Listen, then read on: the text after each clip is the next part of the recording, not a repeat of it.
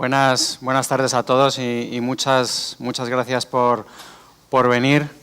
Mi idea, pues, en el tiempo que tenemos es pues dar un repaso un poco sobre cómo estamos viendo las cosas y bueno, pues a partir de ahí, pues cómo afrontar las inversiones con más o menos sensatez, ¿no? Como dicen los chinos, vivimos tiempos interesantes. Y bueno, pues ellos al escribir la palabra crisis, pues la parten en riesgo y oportunidad, ¿no? en sus símbolos, ¿no? Y es un poco pues el estado de la situación actual. No sé si se ve muy bien con esta luz, pero mi sensación de cómo están las cosas la refleja bastante bien este cuadro de Munch, el grito, que es una especie de ansiedad, desesperación generalizada, vértigo, pues ante cómo está no solo los mercados financieros, que por supuesto, pero en general pues el estado de la cosa en su conjunto, ¿no? Y bueno, vivimos en un mundo y en un entorno ahora donde la susceptibilidad hacia todo y a cada cosa que pasa pues es muy grande, ¿no? De alguna manera, pues yo he bautizado como que vivimos en un mundo triple B, en el que esas Bs pues hacen alusión en primer lugar al bajo crecimiento, o sea, el mundo post-Lehman, después del 2008, pues es un mundo que venía de estar muy apalancado, vino una crisis muy dura y la salida de esa crisis, que para mí no ha sido demasiado mala teniendo en cuenta desde dónde veníamos, pero pues se produce de manera lenta, ¿no? Y bueno, el proceso de desapalancarse, el proceso de salir de esa crisis, pues ya desde el principio sabíamos que iba a ser lento, con episodios seguramente de muy lento, ¿no? Dicho esto, aquí esto es el crecimiento del mundo, que más o menos pues estamos creciendo a tipos reales de en torno al 3 y poco por ciento, con los países emergentes creciendo un poco más pero desacelerándose, y los países desarrollados que sufrieron más la crisis pero que ahora pues están mejorando un poco, ¿no? Es un crecimiento que además se siente especialmente débil porque aunque esto mide el crecimiento real, la inflación, como veremos más tarde, pues también es muy baja, con lo cual en términos nominales el crecimiento es muy bajo, ¿no? Dicho esto, casi llama la atención, porque ni siquiera tenemos nosotros la percepción de ello. En Europa estamos creciendo prácticamente al mayor ritmo desde el 2008, o sea, de Europa, ya solamente por un factor de la pirámide poblacional, la natalidad, el bajo crecimiento de la población, es difícil que crezcamos mucho y no esperamos grandes crecimientos, pero pues ahora, si esto no se tuerce demasiado, pues es el mejor momento de crecimiento pues desde el 2008, ¿no? Y bueno, pues Alemania lo venía haciendo razonablemente bien, luego fuimos nosotros, que sufrimos mucho más y más o menos estamos recuperándonos, y incluso Francia e Italia, que de los países grandes pues son los que van más rezagados, pues están mostrando crecimientos más o menos dignos, ¿no? El caso español pues es quizá el más significativo. Después del 2008 tuvimos la crisis que nos provocó Lehman, pero luego sufrimos con mucha profundidad la crisis del euro, y bueno, pues ahora llevamos una temporada razonablemente larga de crecimientos que obviamente todavía en muchas facetas no se sienten porque estamos recuperando parte de lo que habíamos decrecido, pero pues la trayectoria es bastante positiva, ¿no? Con lo cual, bueno, pues el escenario de crecimiento débil, pues yo creo que está ahí para quedarse durante algún tiempo, pero bueno, ya hay muchos agoreros que dicen que si vamos a entrar otra vez en una recesión de mayor o menor magnitud, mi sensación es que los ciclos no mueren de viejos, ¿no? Esto son los distintos periodos de crecimiento de la economía en Estados Unidos, que en Estados Unidos es el ciclo más maduro, la economía que va por delante. Algunos economistas están diciendo, como ya llevamos 79 meses creciendo, teniendo en cuenta que el periodo más largo de crecimiento ha sido de 120 meses, pues que ya toca recesión, ¿no? Mi punto es que no es un problema de 120 meses o de 150, sino que este ciclo, precisamente como ha sido débil y no ha habido crecimientos muy fuertes, pues no esperamos. Normalmente lo que mata a los periodos expansivos son una subida fuerte de los tipos de interés que no esperamos, o un shock por la subida del precio del petróleo que tampoco esperamos, ni un sobrecalentamiento económico que no esperamos, ni exceso de inversión, ni exceso de consumo. O sea, los factores típicos que causan la recesión, pues en este entorno no se dan. Entonces es probable que este ciclo, siendo más suave en lo que son niveles absolutos de crecimiento, también pueda ser más largo, ¿no? Y si en algún momento viene una recesión, que cuando creces poco y la recesión la calificas como un periodo en el que estás creciendo en negativo durante 2 trimestres, pues eso puede pasar, pero yo lo que no espero pues es una situación como la que hemos vivido en el 2008 o en Europa en el 2012, ¿no? Pienso que la economía pues estará creciendo despacio, ¿no? Luego otra forma de verlo que no es muy usual es con un poco más de perspectiva, ¿no? A mí la verdad es que esta serie desde 1800 me gusta porque normalmente estamos demasiado metidos en el dato del día y nos cuesta ver la perspectiva, ¿no? Pero que para los inversores pues es razonablemente útil. En 1800, esto más o menos por países, pues en rojo está Asia, en amarillo pues está Europa con Rusia, verde es América y azul es África, ¿no? Y esto pues es una campana donde vemos cómo estaban distribuidos los ingresos de la población.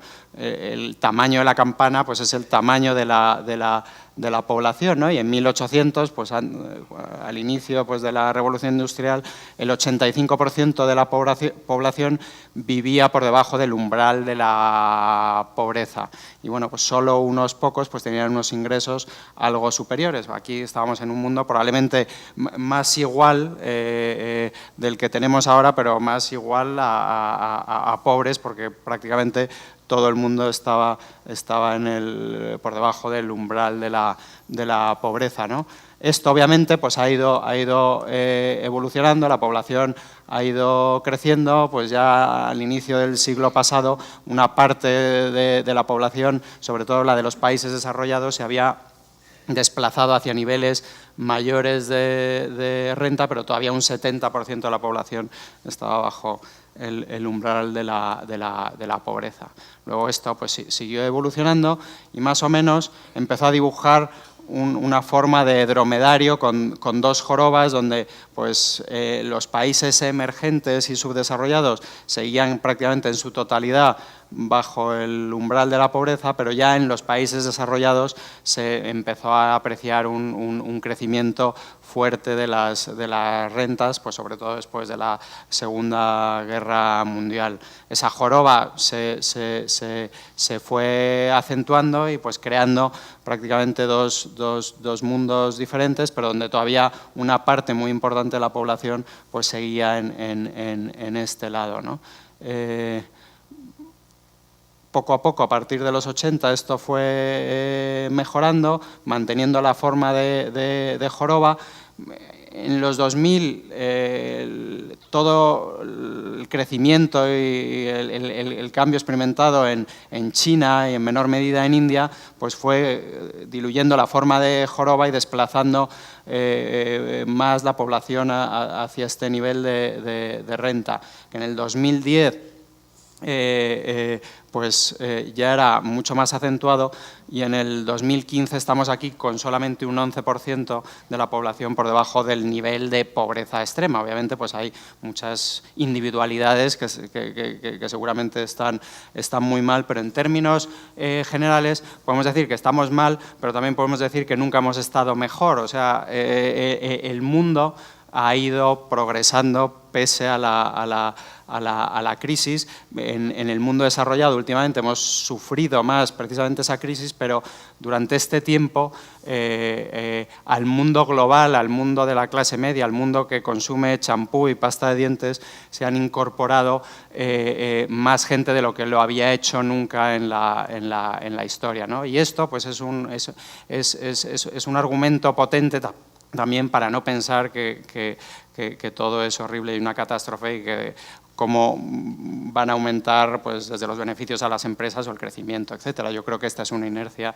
que sigue razonablemente viva y que se va a ir acentuando en el futuro, ¿no?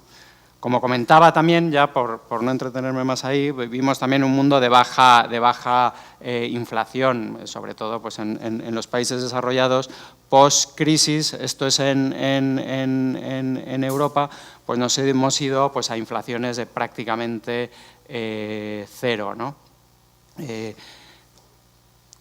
Si esto es un análisis que hace el Banco Central Europeo, en esta inflación cero, que yo no calificaría de deflación, lo que vemos es que una parte importante recientemente la explica el factor de la energía, ¿no? Pues el precio del petróleo ha caído mucho y ha hecho que la inflación pues se vaya a niveles muy bajos. La parte que tiene que ver con bienes que no son energía y sobre todo servicios, pues siendo una inflación baja, pues no es tan exageradamente baja. De hecho, pues a futuro lo razonable y sobre todo ahora que el precio del petróleo se ha dado la vuelta es que la inflación se estabilice en niveles de en torno al 1 y poco %. Yo sí creo, no obstante, que vamos a tener un periodo largo de inflaciones, más allá de repuntes puntuales por el efecto base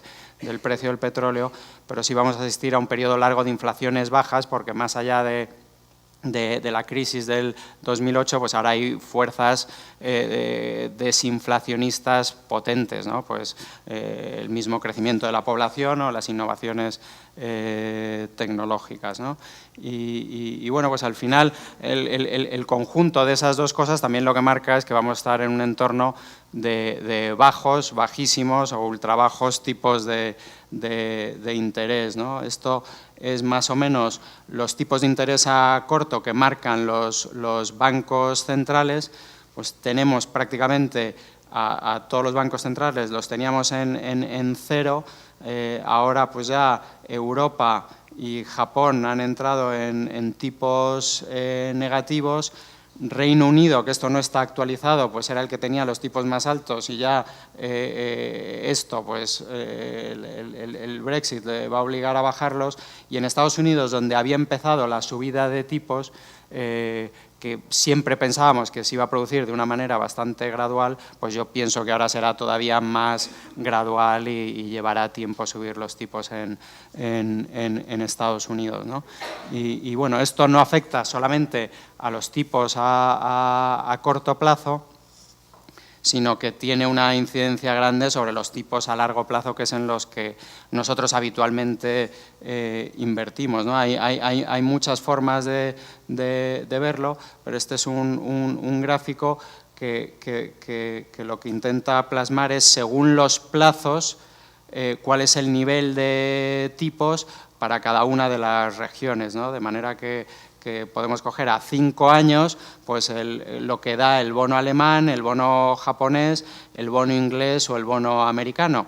Esto se ha quedado ya incluso desfasado porque últimamente los tipos han seguido bajando mucho, pero lo que vemos es que en Europa el bono alemán y en Japón pues hasta los 10 años están en negativo. Ayer salía la noticia que en Suiza ya hasta el bono a 50 años está en negativo. O sea, Suiza, todos sus bonos, toda su financiación se realiza a tipos negativos, ¿no? Y Estados Unidos, que mantenía un nivel de tipos, y Reino Unido mayor que el del resto del mundo, pues el bono americano se fue al 1,30 y pico el otro día, que también es el nivel, el del 10 años, el más bajo de la historia, ¿no? Con lo cual, pues desde ese punto de vista, pues yo creo que los tipos bajos van a estar con nosotros por una temporada larga, y obviamente pues esto tiene también sus implicaciones a la hora de invertir. Se critica mucho a los bancos centrales de esto, y en parte porque pues la bajada tan agresiva y los programas de quantitative easing llevados a cabo no han sido capaces de producir el crecimiento deseado. Yo mi manera de interpretarlo es que sin la acción de los bancos centrales seguramente estaríamos peor de lo que estamos ahora, que los bancos centrales pues tienen herramientas para llegar hasta un cierto punto, y yo creo que han ayudado a que la recuperación se haya producido de una manera mejor de lo que lo hubiera hecho sin su acción, pero obviamente no dan, o sea, para arreglarlo todo, lo cual no quiere decir pues que ahora ya el escenario de tipos bajos, hemos visto que ya, o tipos negativos, perdón, tiene alguna contraindicación que supera a lo mejor a sus beneficios, y probablemente ya se queden aquí en el futuro, pues de lo que estemos hablando, y seguramente se está pergeñando de alguna manera, pues es algún tipo de quantitative easing, pero más volcado a poder financiar pues obras de infraestructura o algún tipo de gasto público que inyecte estímulo por esa vía, ya no solo por la bajada de los tipos, ¿no? Como digo yo también muchas veces, el mercado, a la hora de interpretar esto, a veces es como un perro que solo le da para tener un hueso al mismo tiempo. Entonces, lo que va haciendo es cambiando de huesos, pero no tiene la capacidad de valorarlo todo a la vez, ¿no?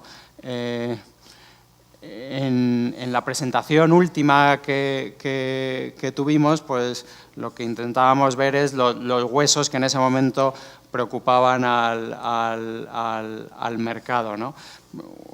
Principalmente, pues desde el año pasado, pues el foco de atención estaba en China en primer lugar, luego fueron las caídas muy bruscas del precio del petróleo. Los bancos es casi permanente, y bueno, pues son la piñata donde le pegan los palos por todos los males que pasan en el mundo, y ya de alguna manera enunciábamos pues los riesgos que eran más difíciles de medir, de calibrar y de interpretar, que eran los miedos políticos. Y bueno, pues entre todos destacaban pues el referéndum, que no se había producido, y las elecciones en España y en Estados Unidos, ¿no? Bueno, de esos huesos, yo creo que el chino más o menos ha pasado a un segundo plano. Yo creo que China está en un modelo de transformación importante, de una economía más de inversión a una economía más de consumo. Las ventas minoristas en China, los datos que hemos visto en China en este año han sido positivos. El crecimiento se está ralentizando, pero ya por un efecto prácticamente matemático. Ya tiene un tamaño la economía que no puede crecer al 10%, pero lo está haciendo al 6 y pico %, y la parte, digamos, de la economía que tiene que ver más con el consumo, con los servicios, lo está haciendo bien, y bueno, la parte que tiene más que ver con la industria, las manufacturas, pues se está ajustando. Pero no creo que se produzca un aterrizaje brusco de la economía china, ni tampoco creo que eso sea lo que descarrile al resto del mundo, ¿no? De igual manera, pues el precio de las materias primas y en concreto el petróleo, ¿no? Hubo un momento que con el petróleo yéndose prácticamente a 20, pues nos daba mucho miedo de que eso fuera un reflejo de una recesión o de que fueran a quebrar un montón de bancos que habían financiado exploraciones petrolíferas o países que basaban su fortaleza económica en la exportación de materias primas. Bueno, hemos visto que el problema de las materias primas y el petróleo en concreto no era un problema tanto de demanda como de oferta. De repente pues apareció mucha oferta, esa oferta pues se ha ido ajustando y el precio del petróleo pues ya pues de esos $20 que casi llegó a llegar pues se ha ido a 50, pues yo calculo que con el tiempo se irá en torno a 60, 65, 70, que es un entorno donde estamos todos contentos, los consumidores vivimos bien con ese precio del petróleo y los productores sobreviven también razonablemente bien. De hecho, ya a estos niveles, pues el nivel de estrés se ha reducido mucho y este año tanto las empresas productoras de materias primas como las petrolíferas en concreto, que ya habían sufrido una barbaridad, pues son las que mejor lo están haciendo, ¿no? Con lo cual estos problemas son de menor calado y bueno, pues ahora los problemas los tenemos más en la parte política, ¿no? Y bueno, en primer lugar, el Brexit pues es lo que ha marcado la agenda de eventos políticos y de bolas de sed que te juegas casi en un escenario muy binario, el ser o no ser, ¿no? El Brexit yo creo que tenía más una carga simbólica muy importante, porque yo pienso que los efectos económicos puramente del Brexit no eran tan relevantes para el resto del mundo, lo son probablemente en gran medida para Reino Unido. Sí, obviamente tiene muchas consecuencias políticas, pero pues se construyó también una historia muy potente en torno al Brexit sí, Brexit no, que ha hecho también que el efecto pues haya sido mayor, ¿no? Y además pues ha sido muy difícil de seguir. Pues veíamos las casas de apuestas que le daban pocas probabilidades, las encuestas puntualmente decían una cosa o otra. Al final pues el propio mercado había subido mucho en los días previos, descartando ya que se produjera esta situación, y luego pues el viernes siguiente pues asistimos a una de las mayores caídas de las bolsas, provocadas sobre todo por la sorpresa que supuso el resultado, ¿no? Que hasta ese mismo día en el que se estaba votando el mercado lo había hecho muy bien, pensando que no iba a salir.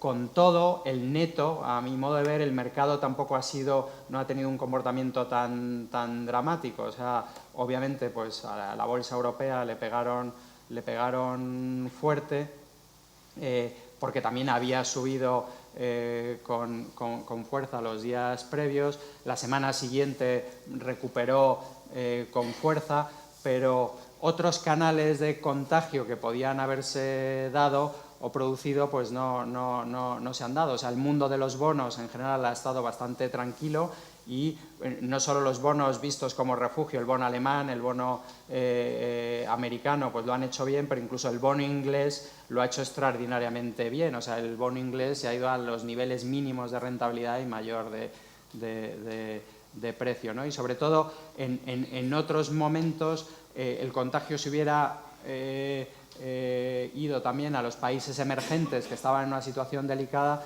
y esta vez pues en los países emergentes pues no ha habido prácticamente contagio, las divisas emergentes pues han seguido más o menos estables, o sea que el neto por ahora, digamos, y esto le queda todavía bastante, pues esto es un terremoto que luego produce otras réplicas, pero ahora el neto tampoco ha sido tan dramático, ¿no? Lógicamente, aunque no tenga unos efectos económicos así de primera derivada muy grandes, el simple hecho de que las divisas, que es donde más se vio el movimiento, pues el yen se apreció un 5% contra el dólar, pero pues la libra cayó un 10% contra el dólar y un 15% contra el yen. Ya eso produce unos desajustes que obviamente se trasladan al resto de los mercados. Obviamente, pues toda la gente que está financiada en yenes o financiada en dólares, comprando activos en otros sitios que tienen mejores rentabilidades, pues ante una subida de su deuda en moneda, pues se ve obligado a deshacer posiciones. Entonces, bueno, pues este ajuste tan fuerte de las divisas, pues poco a poco se tiene que ir neutralizando, ¿no? Hasta ser capaces de medir bien los efectos que esto tiene. ¿Va a tener incidencias en el crecimiento mundial? Bueno, pues probablemente las tenga. Yo no creo que sean muy relevantes. Lo va a tener sobre todo en el del Reino Unido, y todavía el problema es que no tenemos ni idea de lo que va a suceder. O sea, esto pues es incertidumbre en grado máximo. Se habla, muchos analistas, viendo pues el mapa de posibilidades que desde ahora se establecen, pues llegan a que hay una posibilidad del Remain. También la hay del Leave, ¿no? A ver si soy capaz de ponerme esto, que me estoy haciendo un lío aquí con... Ay.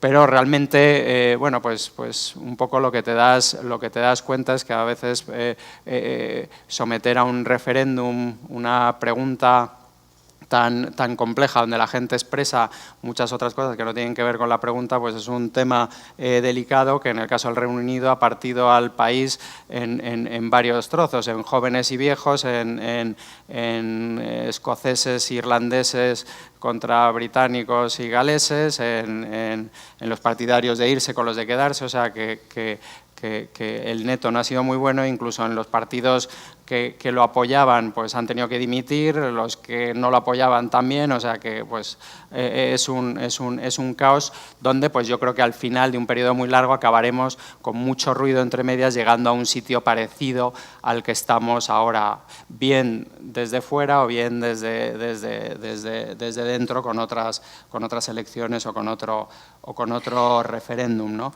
La clave de esto no es tanto solamente el problema del Reino Unido, sino es meter en la ecuación la cantidad de eventos políticos que tenemos en un futuro próximo. O sea, en septiembre, pues en Reino Unido tendrán que elegir el líder, que parece, bueno, pues esta Theresa May parece que es la que hoy va por delante, pero luego hay un referéndum para la reforma constitucional en Italia en octubre, en noviembre tenemos las elecciones en Estados Unidos, hay elecciones presidenciales en Alemania el año que viene, en Holanda hay que repetir las elecciones austriacas, Francia tiene también elecciones a presidente y luego al Parlamento, luego hay las elecciones generales también en el 2017 a finales en Alemania. O sea, tenemos una cantidad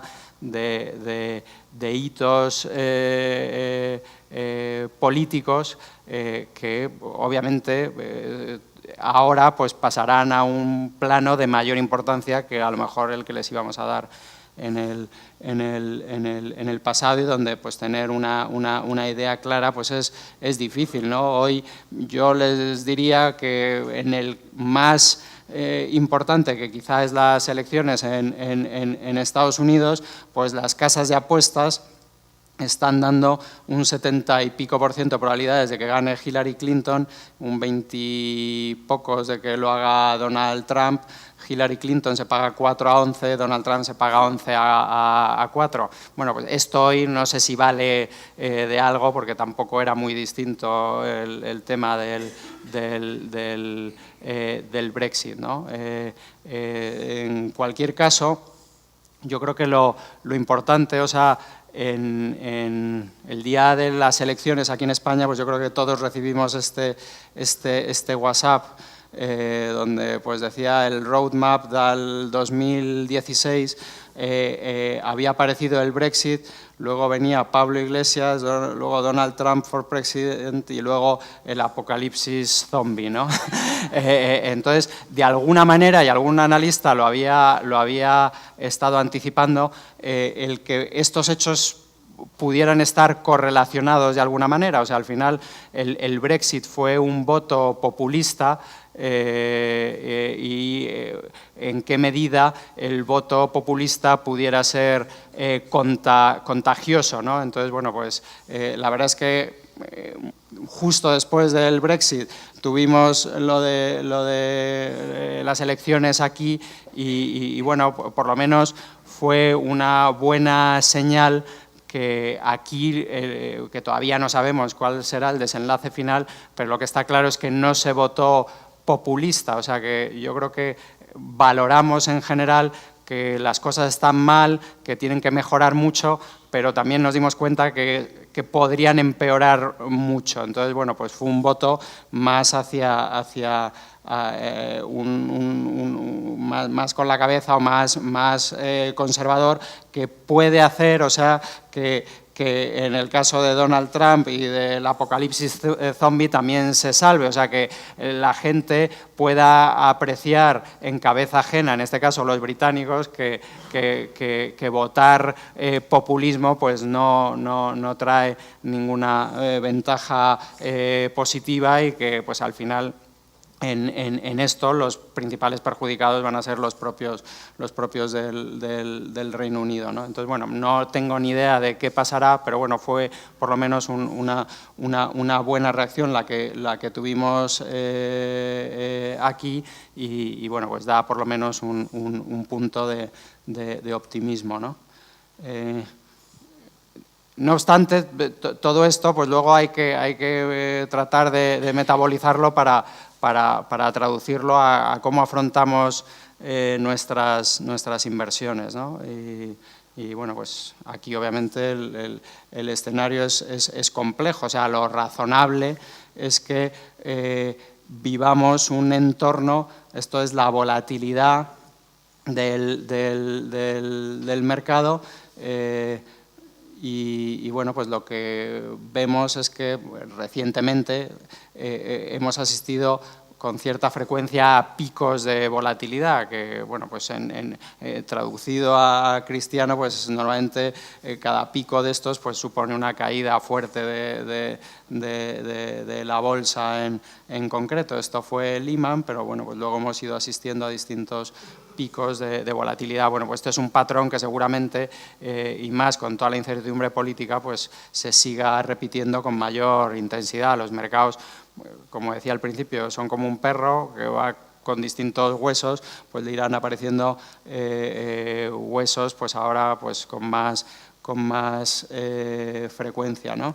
El problema para el inversor es que, aunque la inflación sea baja, y yo creo que en los próximos años no tenemos un riesgo de inflación alta, tampoco ha sido alta en los últimos años, pero si la vamos acumulando en un periodo de 15 años, vemos cómo la inflación se ha comido pues, el 30% de nuestro valor adquisitivo. Probablemente en los próximos 15 no se coma el 30, pero sí se comerá el 15 o el 20, ¿no? Entonces, bueno, pues el invertir de una manera u otra nuestro dinero pues, es relevante de cara al poder adquisitivo futuro que ese dinero nos da, ¿no? Hay digamos, una frase que resume bien este entorno en el que a lo mejor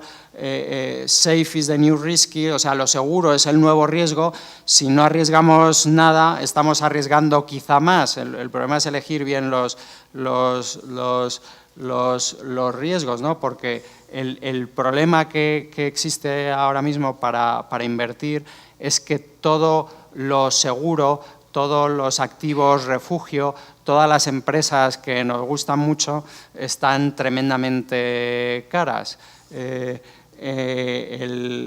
Lo más exagerado es en la renta fija. O sea, esta diapositiva trata de medir, esto es una escala del 0 al 100 y en el punto verde es cómo estábamos en mayo y la barra es cómo estamos ahora, de caro o barato en relación a su historia, no en relativo entre unos y otros, sino cada una de estas barritas hace relación a la propia historia de ese activo, ¿no? Entonces aquí tenemos todo lo que son activos de renta fija de gobiernos, pues el bono alemán, el bono americano, etcétera, etcétera, pues estos en relación a su propia historia nunca han estado tan caros como lo están ahora, ¿no?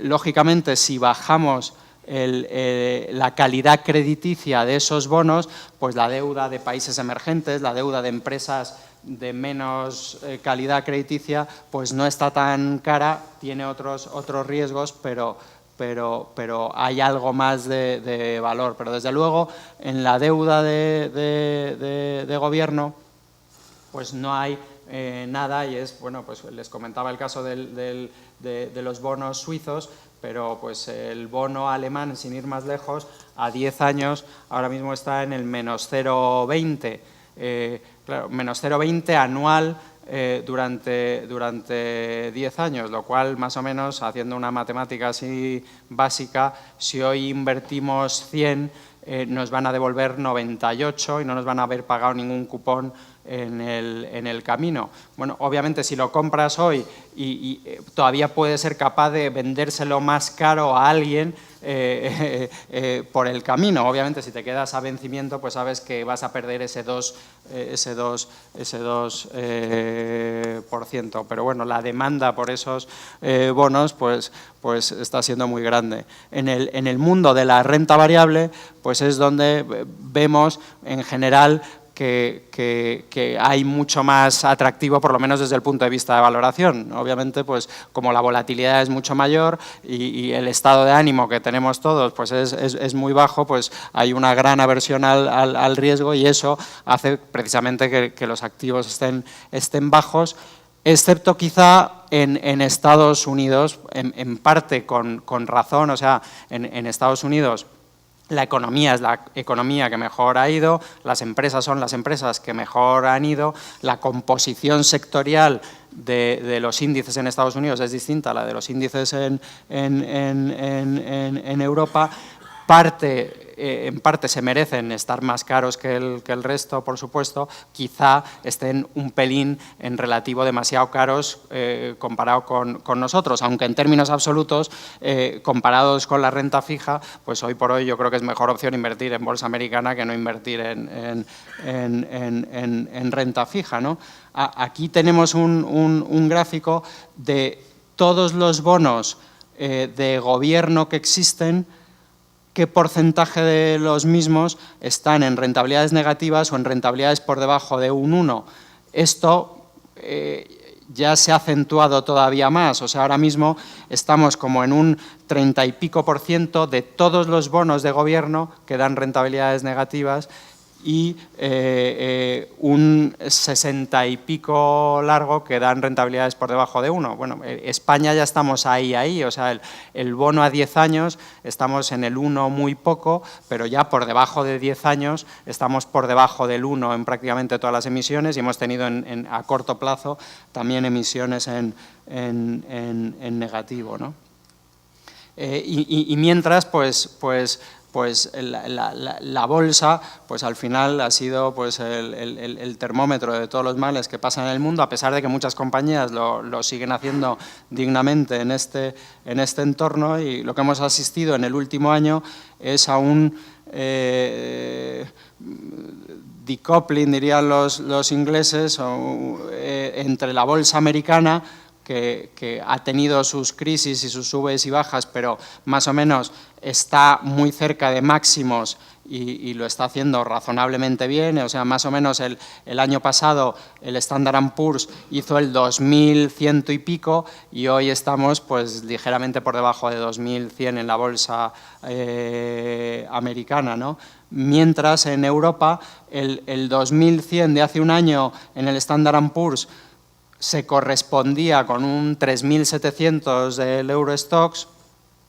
Hoy ese 2.090 y pico pues se corresponde con un 2.700, 800 del Eurostoxx. O sea, en este año pues la bolsa europea le ha perdido 1.000 puntos y más o menos un 30 y pico % de diferencia con la bolsa americana, ¿no? Sin embargo, pues a lo mejor a futuro, pues aquí tenemos cuál es la rentabilidad por dividendo de la bolsa en Europa. Pues estamos en rentabilidades por dividendo que ya hoy, con las caídas recientes, porque esto es a 31 de marzo, pues están en cifras superiores al 4%.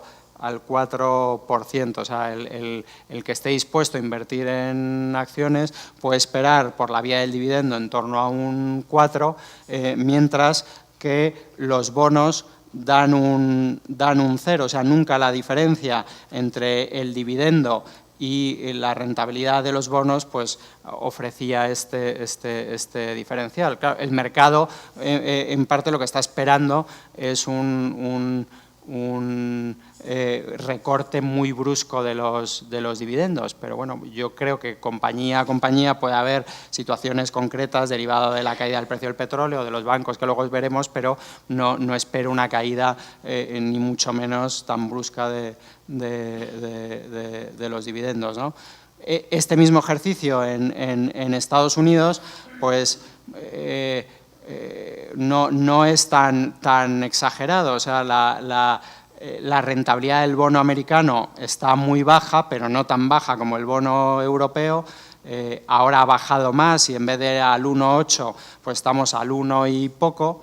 Y la rentabilidad por dividendo pues más o menos ha sido más estable en torno al 2%. Bueno, pues yo creo que es una buena inversión invertir en bolsa americana, pero probablemente en términos relativos la bolsa en Europa o la bolsa en los países emergentes que parece que están saliendo del bache que sufrieron el año pasado, pues sea más atractiva, ¿no? La clave un poco para que esto se empiece a normalizar son los bancos, ¿no? El sector bancario en Europa, en general en el mundo, pero en Europa pues ha sido el que más ha sufrido, ¿no? Estos son, desde noviembre del año pasado, pues las caídas del sector en los distintos países. Los bancos italianos pues han caído prácticamente un 60%, cuando ya habían caído anteriormente a esto también bastante. Luego pues el resto han caído también en magnitudes muy importantes. Bueno, los bancos pues obviamente tienen problemas en el sentido de que el entorno de tipos cero no es el más favorable para los bancos. Los bancos viven del margen de intermediación y obviamente pues ese margen pues mejora en la medida que los tipos no están tan bajos, ¿no? También obviamente se enfrentan a muchos retos, la digitalización es un proceso que afecta a todas las industrias, pero bueno, pues especialmente también a los bancos. Y obviamente pues este no es el entorno mejor para el sector.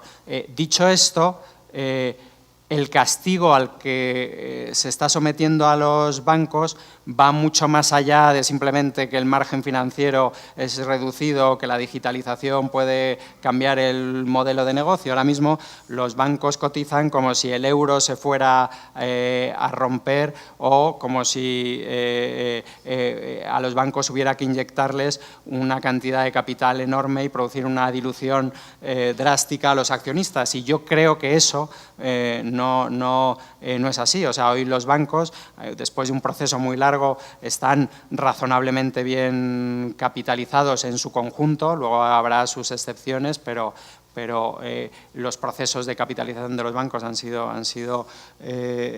muy profundos. Ha habido mucha concentración en el sector. En España teníamos 45 entidades y ahora tenemos 14, de las cuales hay 5 relevantes. O sea, hay una concentración, un entorno competitivo en ese sentido más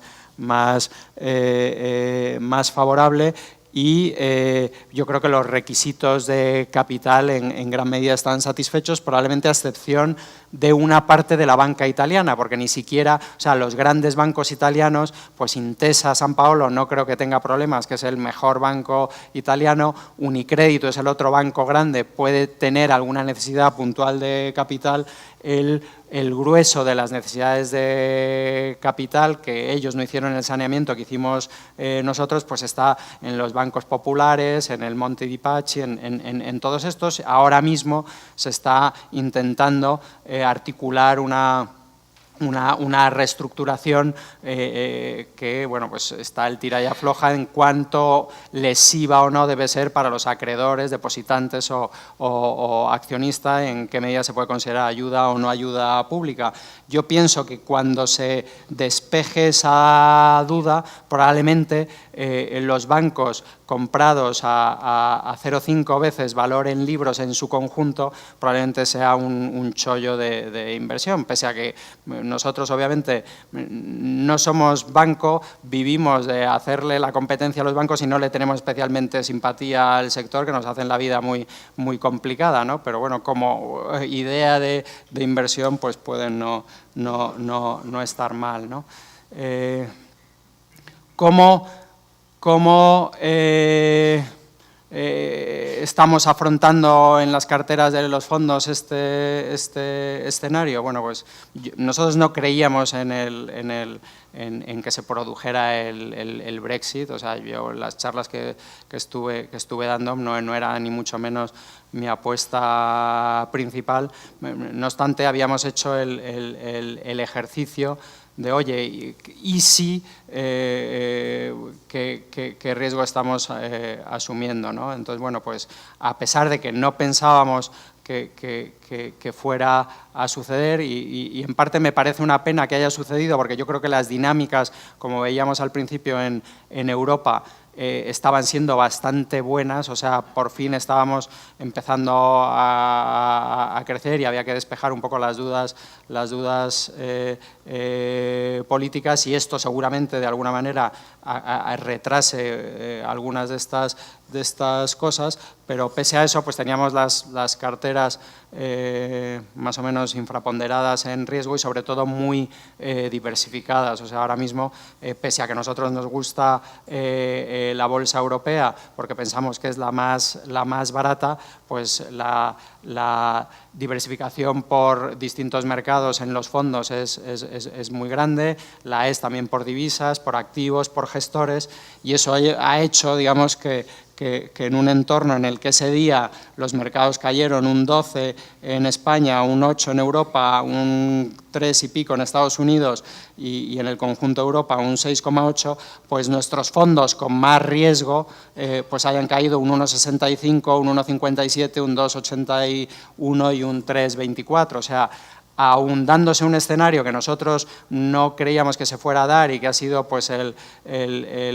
terremoto del año que ha producido, pues en el caso de España, la mayor caída de la historia del IBEX, pues probablemente nuestras carteras sufrieron una caída tolerable, que sobre todo a nosotros lo que nos da es oportunidad de comprar cosas a precios muy baratos, porque yo creo que en este entorno de riesgo-oportunidad, pues también justo lo que se producen es buenas oportunidades, que lo que necesitamos es tiempo para que se materialicen. O sea, yo creo que las grandes rentabilidades que vendrán a futuro se producirán por parte de los gestores que en este entorno hayan sido capaces de tomar buenas decisiones y comprar aquellos activos que seguramente en toda la inercia del mercado que no discrimina, pues les han pegado y se han ajustado más de lo que